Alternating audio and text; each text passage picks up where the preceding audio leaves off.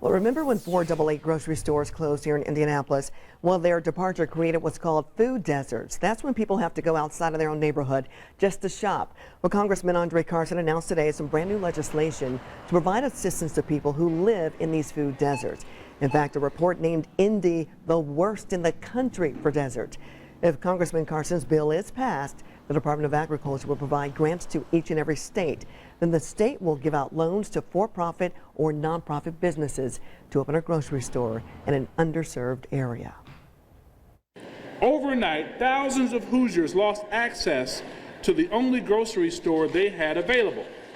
Now, these were low-income families, often without cars or access to public transit, living miles from the closest store.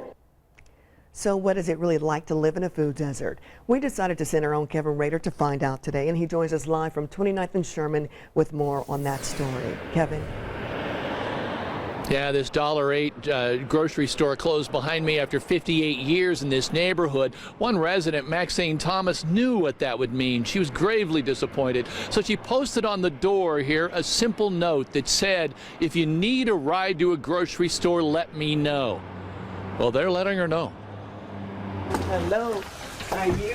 I'm doing well, how are you? Maxine Thomas has taken it upon herself to help others who live in the midst of a food desert.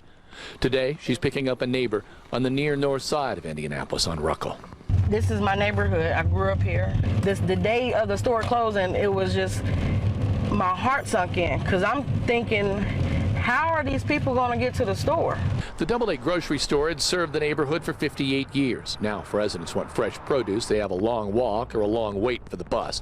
There are Family Dollar and Dollar General stores. They are closer, but they don't have fresh produce. Some folks don't have the means of transportation to get to the stores, or even having the funds to pay for public transportation or to have a family member to come.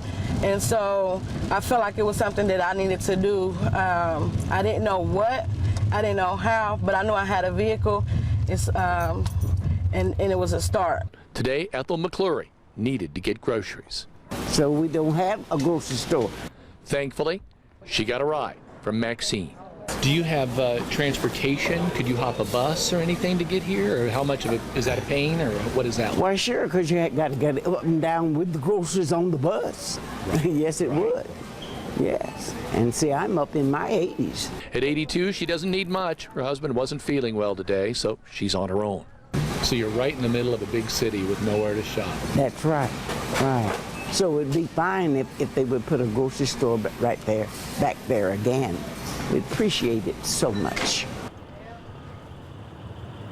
Now the wooden on the door has now covered up the door, and no doubt the message that Maxine Thomas left here. So for this case, the folks in this neighborhood are on their own.